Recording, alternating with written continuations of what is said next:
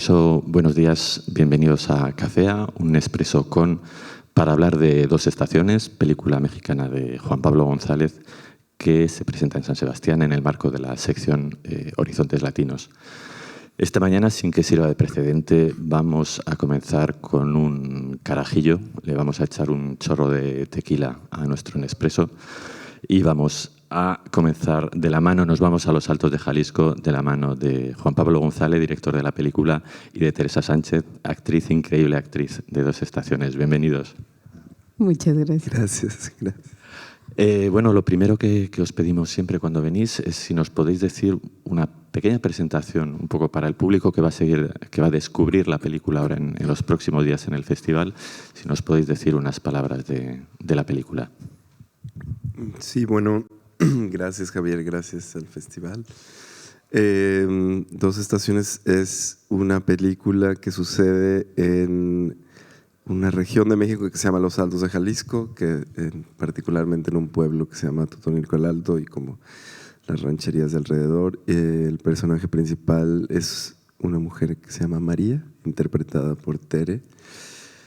Y es sobre, bueno, María está en un momento de su vida en el que ella es dueña de una fábrica de tequila y está luchando como por mantenerla a flote, mantenerla viva. Y en ese, digamos, como en ese trayecto, en ese esfuerzo, conoce a una mujer que se llama Rafaela en la película y en la vida real, y la contrata para que sea su nueva administradora. Y entonces, bueno, como que creo que lo que le pasa a María con Rafaela es que a la vez es alguien que la reta mucho y alguien también que la fascina, ¿no?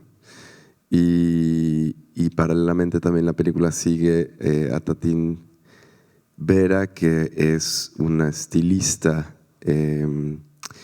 Y digamos, yo creo que a través de ese personaje de Tatín, como que entendemos que las relaciones de María, o sea que para María es muy difícil no tener relaciones transaccionales, digamos. No voy a decir por qué, pero digamos que esa es como una de las cosas que nos damos cuenta, entre otras, ¿no? Tatín también es como una ventana hacia otro mundo en Atotonilco, que no es el de María, que es un mundo mucho más cerrado. Y ya. Sí, Tere, tenerte aquí es un lujo, o sea, podríamos ya bajar el telón y cerrar el festival. Es de verdad que nada, tanto a nivel personal, profesional y bueno, ya tienes un montón de groupies en San Sebastián que te van parando en la calle. La película arrancó en el Festival de Sundance, fue la premier mundial y ahí te llevaste el premio de interpretación femenina, que ya está empezando a cambiar el nombre, el premio Teresa Sánchez a la interpretación femenina. ¿Qué ha supuesto eso? Porque quieras que tú ya tienes un recorrido muy importante, sobre todo en México, con las películas de Nicolás Pereda, formas parte de esa familia, de ese grupo creativo de Nicolás, pero esta película como que de repente había gente que no te tenía localizado y dice, ¿de dónde ha salido esta actriz? Dices, es que ya estaba, pero ha sido algo muy importante, ¿no? El tema de Sundance. Sí, definitivamente, y creo que no estaba preparada. De verdad, no estaba preparada porque siento que es algo como extraño el hecho de que tú estés haciendo algo que parece cotidiano, o sea, que lo tomas ya como una cuestión de tu vida, de tu ser, que no te cuesta trabajo. Además, con este tipo de procesos, no te cuesta trabajo, Javier. O sea, es algo como muy lindo, muy orgánico, muy puro.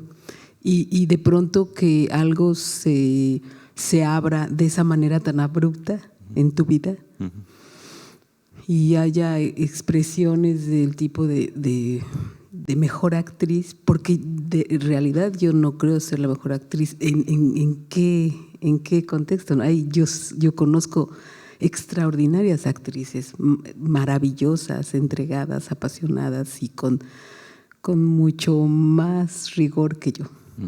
Entonces, se me hace como así de que te aventaron y apareciste en un contexto que no esperabas aparecer.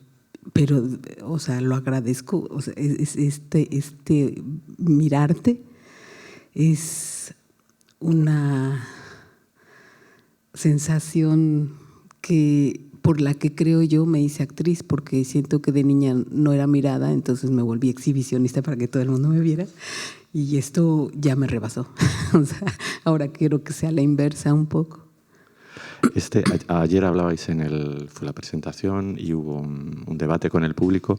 Juan Pablo, hablabas un poco de tu relación con el guión, o sea, como no es algo tradicional y precisamente va un poco en la mano, ¿no? de lo que decía Tere, de esta especie de trabajo, de perderle un poco el respeto, entre comillas, al guión y adaptarlo al trabajo, trabajar con Tere, escribir, trabajar.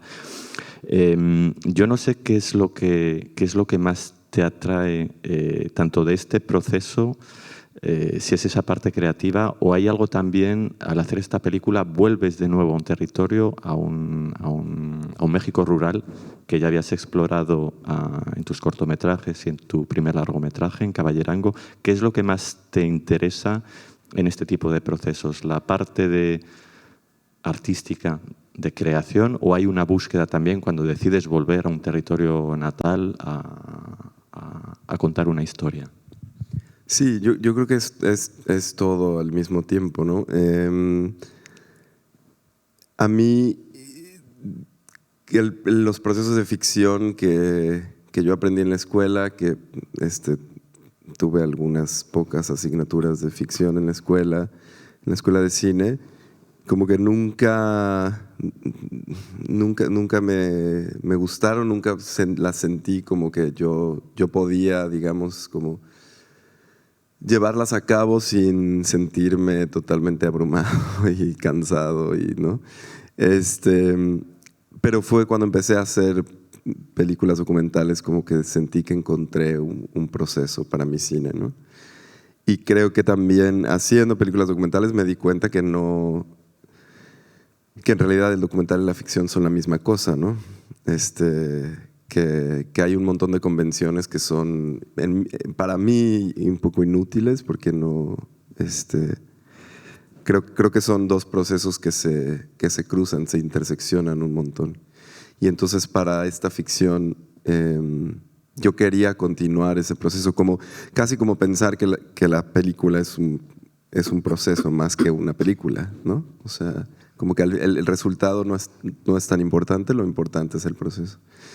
Y eso tiene que ver con un interés particular, artístico, que yo tengo por el cine y por digo, mi trabajo como creador o lo que sea. Pero también a mí me interesa mucho ese lugar de donde vengo, como que siento que yo cuando salí de ahí siempre tenía la idea de que un poco tenía que estar avergonzado. Eran décadas distintas, ¿no? Pero sí, como que siempre lo más interesante era la ciudad y lo urbano, y México es un país muy centralista. Entonces, no solamente era lo urbano, sino lo urbano que venía de la Ciudad de México, ¿no?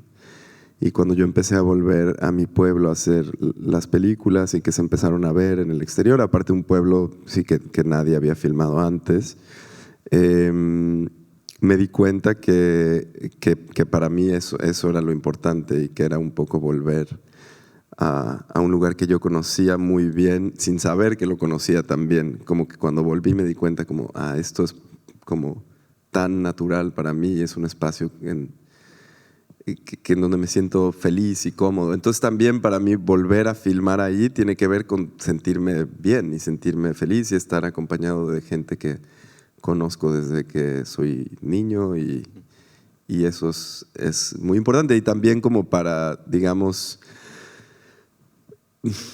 no sé si reivindicar algo o no, o sea, simplemente es como quizá mostrar una parte del México rural desde una perspectiva un poco más cercana, un poco más local, digamos, ¿no?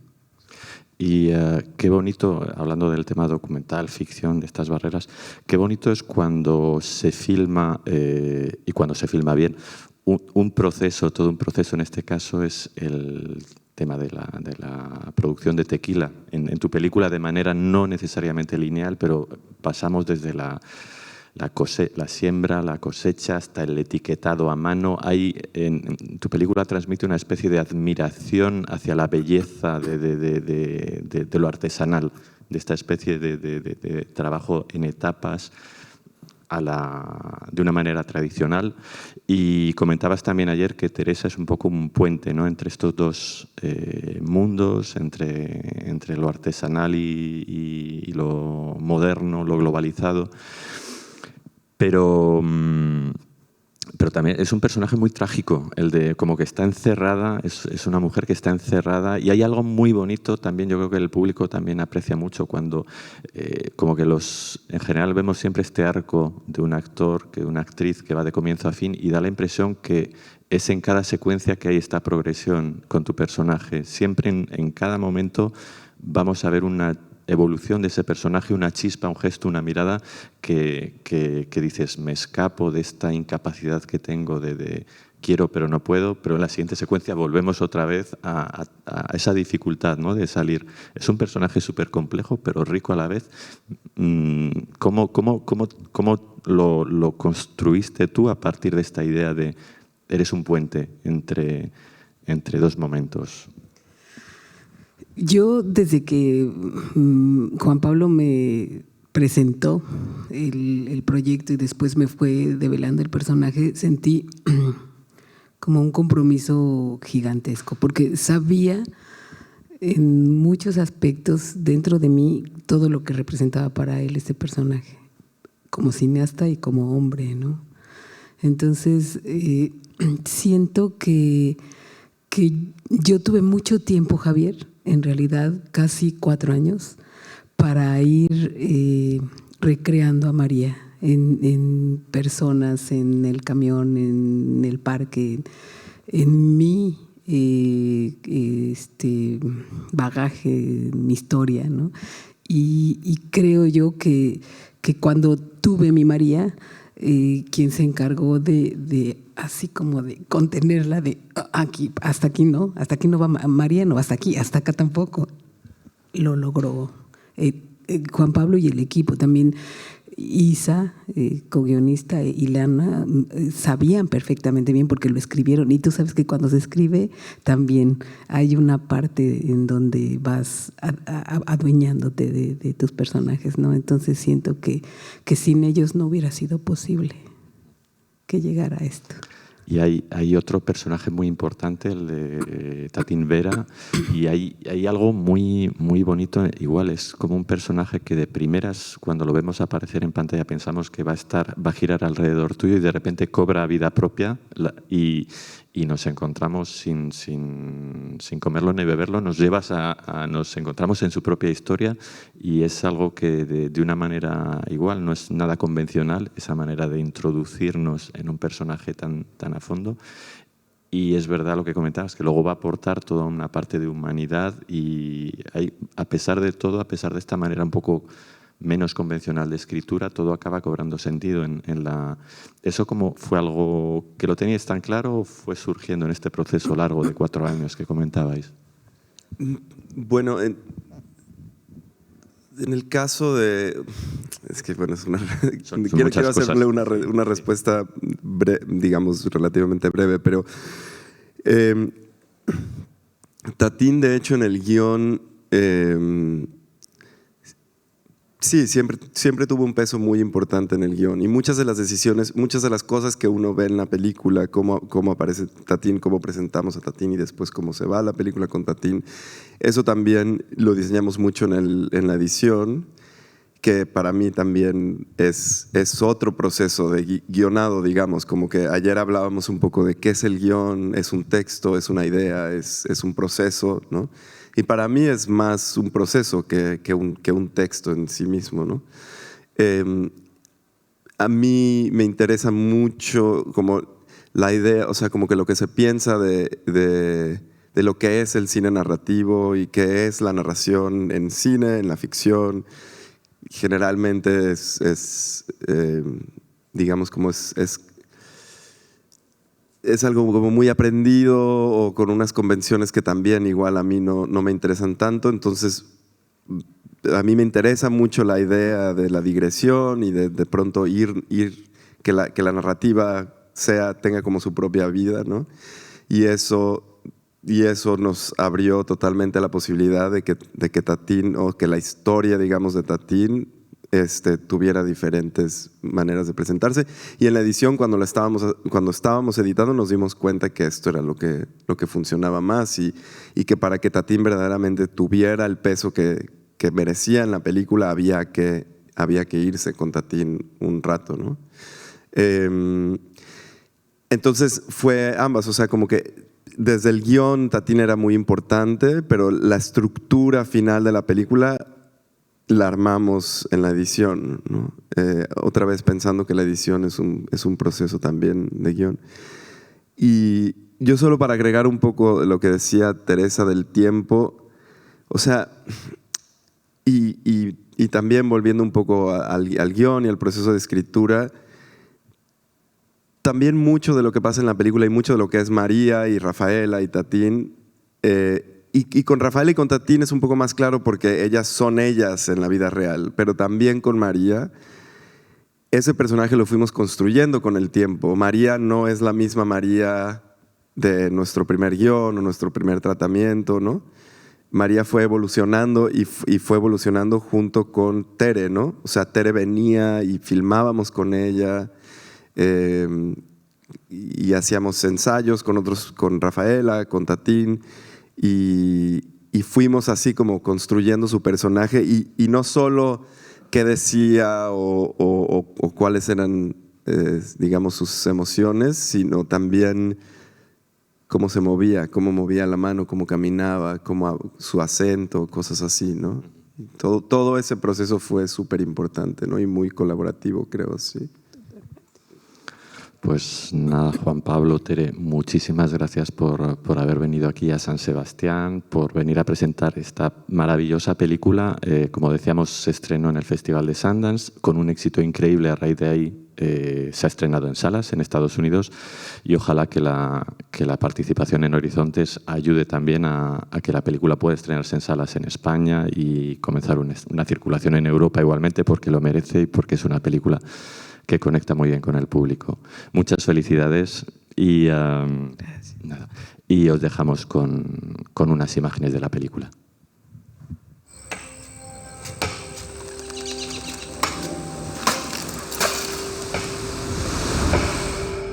¿Te lo hago igual? Sí. Buenos días. Buenos días, señora María.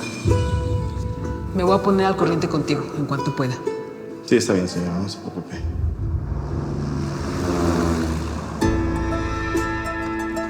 ¿Y usted fue quien construyó todo y sembró todos los árboles o ya estaban? Mi papá empezó. Pero yo le he crecido, no, ni sombra de esto. Ahorita ya ves que hay una crisis fuerte con el agave.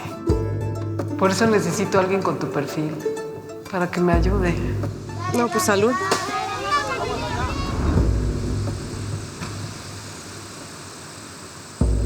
Ojalá el producto, ¿verdad? Parece que va a ser como la plaga que les pegó a los Ramírez el año pasado.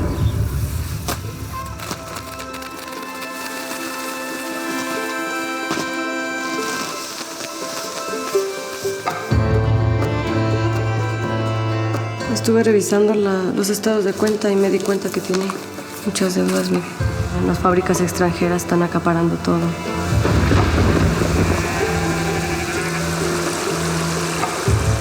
Por el momento, la fábrica no puede operar.